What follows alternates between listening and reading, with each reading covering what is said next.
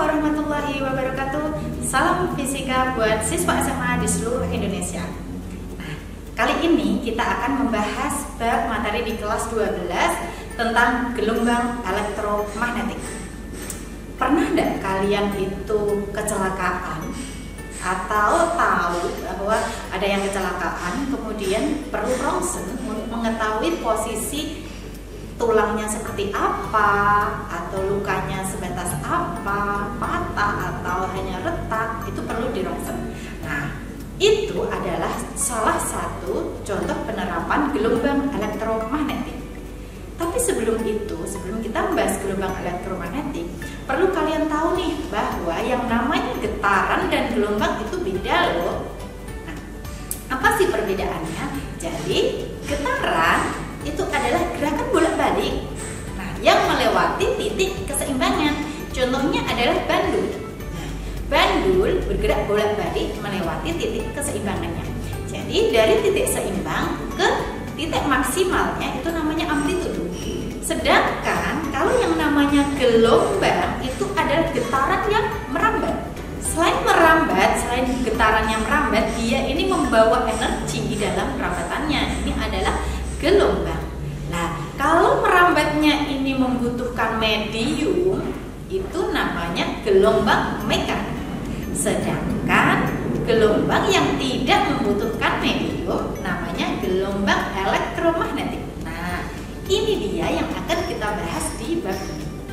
Nah, gelombang elektromagnetik itu sifatnya apa saja sih? Kayak gitu.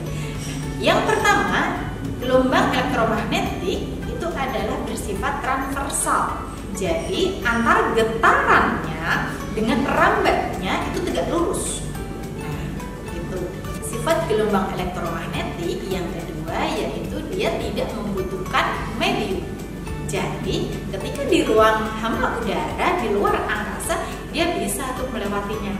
Nah, yang ketiga, kecepatan gelombang elektromagnetik ini sama dengan kecepatan cahaya, yaitu 3 kali 10 pangkat 8 meter per sekon.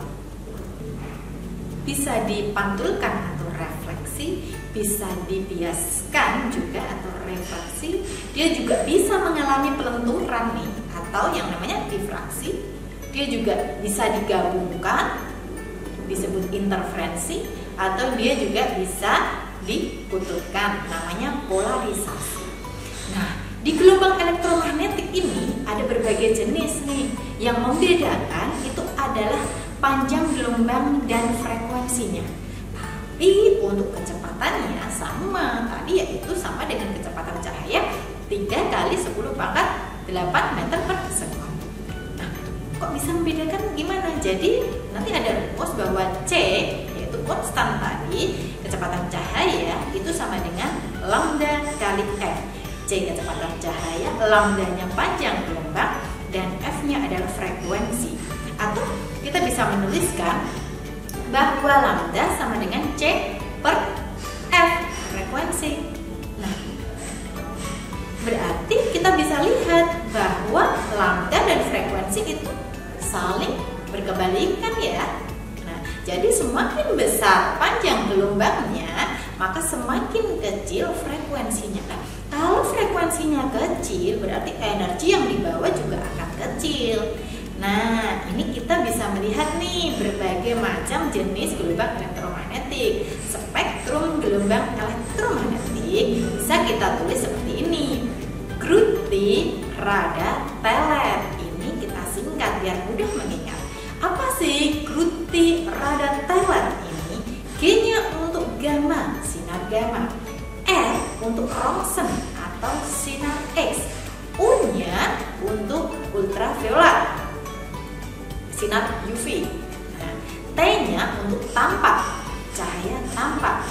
I-nya untuk infrared, gelombang merah. Radar, ini ada radar atau gelombang mikro. Tele itu berarti televisi. Yang R terakhir adalah radio. Kita singkat Grutti, Rada, Telet. Kenapa kita urutkan seperti ini? Nah, dari posisi kiri sampai posisi kanan, dari gamma sampai radio ini panjang gelombangnya semakin besar. Nah, jadi gamma yang posisi paling kiri itu panjang gelombangnya paling kecil. Nah, kita tahu bahwa panjang gelombang dengan frekuensi itu kan berkebalikan. Maka dari kiri sampai ke kanan itu frekuensinya semakin kecil. Artinya gamma punya frekuensi yang paling besar. Nah, karena frekuensi paling besar, energinya paling besar, ini bahaya, ini paling bahaya, ini sinar gamma. Nah, di situ tadi ada yang namanya cahaya tampak. Cahaya tampak berarti cahaya yang bisa kita lihat dengan mata. Ada apa saja? Yaitu ada mijiku hibini merah, jingga mijiku kuning, hijau, biru, nila dan ungu. Tapi dalam urutan ini, dalam cahaya tampak penulisannya kita balik nih dari kanan ke kiri, yaitu mejiku hibiniu. Artinya ungunya paling kiri. Karena paling kiri berarti ungu punya frekuensi yang terbesar dalam cahaya tampak. Nah, seperti itu. Nah, terus dari banyaknya jenis gelombang elektromagnetik ini, apa sih manfaatnya? Coba kita lihat nih manfaat dari gelombang elektromagnetik. Mulai dari sinar gamma. Contohnya itu untuk terapi kanker. Bisa dimanfaatkan untuk sterilisasi peralatan rumah sakit, untuk sterilisasi makanan dan juga bahan makanan kamar. Bisa untuk pembuatan varietas tanaman unggul tahan penyakit dengan produktivitas tinggi. Bisa untuk mengurangi populasi hama tanaman atau serangga. Untuk mendeteksi keretakan atau cacat pada luka seperti kegunaan pada sinar X juga ini. Untuk sistem aliran suatu fluida, misalnya aliran PDAM, jadi bisa mendeteksi kebocoran. Nah, itu untuk sinar gamma. Sekarang manfaat sinar X apa saja? Atau sinar Roentgen, yaitu bisa dimanfaatkan di bidang kesehatan kedokteran untuk memotret organ-organ dalam tubuh, untuk menganalisa struktur bahan atau kristal, bisa mendeteksi keretakan atau cacat pada logam, serta memeriksa barang-barang di bandara udara atau pelabuhan. Itu menggunakan sinar X atau sinar Roentgen.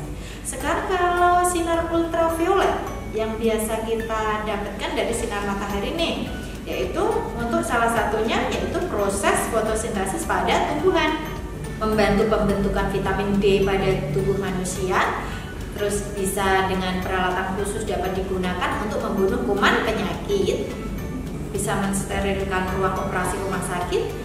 Berikut instrumen-instrumen pembedahan juga untuk memeriksa keaslian tanda tangan di bank-bank. Ini pakainya sinar UV. Kalau cahaya tampak fungsinya apa? Bisa membantu penglihatan mata manusia.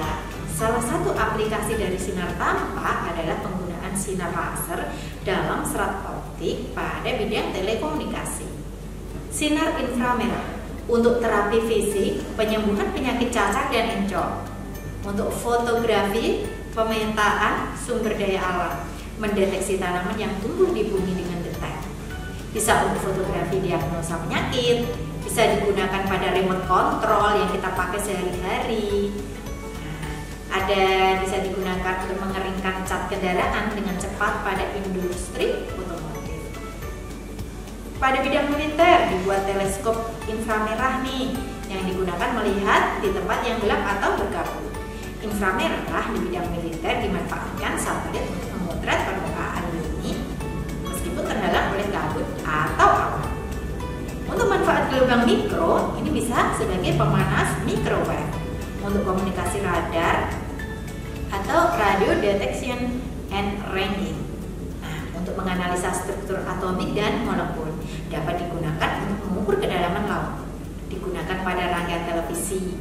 Nah, gelombang radar diaplikasikan untuk mendeteksi suatu objek, memandu pendaratan pesawat terbang, membantu pengamatan di kapal laut dan pesawat terbang pada malam hari atau cuaca kabut, serta untuk menentukan arah dan posisi yang tepat. Sedangkan untuk gelombang radio manfaatnya untuk komunikasi radio tentunya dan komunikasi satelit. terus apa sih bahaya dari gelombang elektromagnetik itu? Tentu ada bahayanya. Nah, bahayanya adalah dapat menyebabkan kanker kulit. Ini untuk sinar ultraviolet. Nah, dapat menyebabkan katarak mata juga itu, dan dapat menghitamkan warna kulit kalau kita banyak kena sinar matahari. Sinar ultraviolet juga dapat melemahkan sistem kekebalan tubuh. Nah, untuk sinar gamma ini bisa menyebabkan kemandulan. Sinar E ini juga bahaya juga, bisa menyebabkan kerusakan sel atau jaringan hidup manusia. Makanya saat ronsen itu tidak boleh yang namanya itu sedang hamil atau untuk anak kecil. Nah, itu biasanya sangat rawan. Itu dia tadi penjelasan tentang gelombang elektromagnetik, mulai dari spektrum gelombangnya, dan juga sampai manfaat serta bahaya gelombang elektromagnetik. Semoga ini manfaat dan sampai jumpa di pertemuan selanjutnya. Assalamualaikum warahmatullahi wabarakatuh. Salam fisika untuk siswa SMA di seluruh Indonesia.